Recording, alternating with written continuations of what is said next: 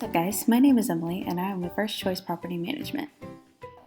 I'd like to welcome you as a resident if you're new or if you're current. Either way, I truly appreciate you for letting us and our communities be your home. Today, this is going to be a how-to on how to pay your account balance online using Myresman portal.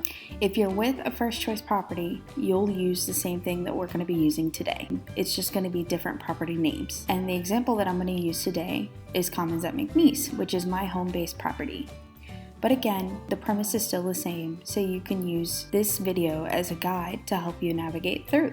Alright, let's get started. The first thing you're going to want to do is locate a web browser. Then you're going to want to type in your property's name. Once you're on your specific property's website, you'll notice a few things. You'll notice your property's logo up at the top here. You'll notice Schedule a Tour, Lease Now, and these 4 bars. You're going to want to click on these 4 bars. Okay? On these 4 bars, you're going to see things like amenities, floor plans, gallery, location, residence, contact, lease now, schedule a tour, and then that property's information. You're going to want to hit residence. After you've hit residence, you'll notice that it'll take you to the resident portal page. Down here at the bottom, you'll see resident portal. Go ahead and click that. Once there, you'll be in a sign-in page that looks like this. You'll see your company's logo, and you'll see your property name, you'll see username, password, forgot username, forgot password, register, and sign in. So we're going to assume that you've never registered before and that you're new to this. Click register. It'll bring you to the register screen. You can choose how you'd like to register. You can register using your email or your social security number. The email that you need to use to register will be one that we have on file for you. If you do not know the one we have on file for you, just call your leasing office and they will be more than happy to give it to you. Down at the bottom, you'll put your email and your unit number that you currently reside in. You would hit send registrational email, and then it would send you an email within a couple of minutes and prompt you to enter a password and things like that, and then it'll send you on to your resident portal. If you choose to do social security number, you'll put the last 4 digits of your social, your birth date, and the unit that you currently reside in, and then you'll go ahead and hit register. Alright, so let's go ahead and jump right into the portal. Okay guys, so what you're looking at now is your Myresman portal. Let's do an overview of the portal real quick. Let's start with the home tabs. So you have home, payments, where you can pay online, maintenance, when you can put in service or maintenance requests, packages, where you can see if you have a package at the office, communications, where you can text or email your leasing office, documents, where you can see your lease and other documents that you gave the office, property information, and it also will have your property's information right down here. Alright, so let's shift over to the payments tab. This will show your balance. If it's red, you have a balance. If it's green, you have a credit. Under that, you have a pay now button, manage recurring payments button, manage online payments button. Right here, you have your days remaining until rent is due counter. It says we have 8. Right here, you'll have any past due amounts in red. And right here, you'll have monthly charges, also known as rent. Below that, you'll have your payment history. Right now, you see no payments have been made because this is a test account. But on your personal account, it will show any payment the leasing office has processed. Right here, it's work orders. The ring will be different colors depending on when your work order or where your work order is in the process. Green is new, blue is scheduled, and orange is in progress. Right here, if you have any packages at the office, it will show. Right here, if your office has any upcoming events, it'll show right there, okay? And if we scroll down, it'll give you a welcome message where it also has a recap of everything we just talked about. Alright, so now let's hit the payments tab on our My Portal. Okay, so this is going to bring you to your payments overview. Just like before, you'll have your unit number, you'll have your balance, the same buttons, pay now, set up reoccurring payment, or manage online payments. You'll have your past due in red. Right here, you'll have your last payment received. Right here, you'll have your monthly charge. And right here, you'll have any late fees if you have late fees. Okay? If we scroll down, it'll show you your payment history. You can put a date range to, if you're looking for a specific date, you would put that right here and you would hit update. Down at the bottom, It'll show you the date the payment was made, the reference number, the description, the charges, the credits, and your current balance that's up to date within our system. Alright, now let's learn how to pay online. So to pay online, you'll hit the Pay Now button. It's going to take you to a program we use called AppText. Okay? Now, it'll show your unit number at the top, your balance if you have one, your total. It'll also show any credits if you have any. Okay? Here's where you'll put the payment amount. Here's where you'll select a payment method and how you want to pay. And then you also have where you can put a memo if you so choose. The payments that you're able to make through this are through Visa, MasterCard, American Express, and Discover. You can also make reoccurring payments, which I'll touch on in just a moment.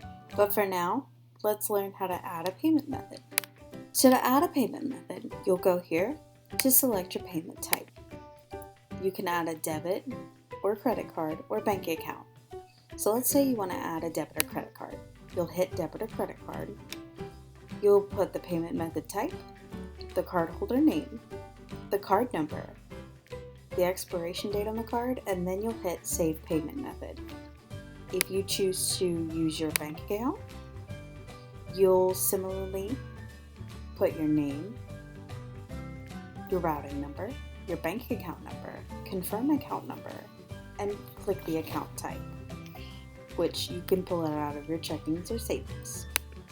Alright, let's say that I want to make a payment. I would simply put in the amount. So let's say I wanted to do $300. I would choose my payment method and I would put a memo. Let's put part of April's rent. That's another thing I'd like to touch on. You don't have to pay all at one time if you don't want to. Let's say you want to pay at little bits throughout the month. You can make small payments. It doesn't have to be all at the same time. If you'd like it to be all at the same time, it's up to you. It's just your preference. Alright, so after we did that, we would go ahead and hit next.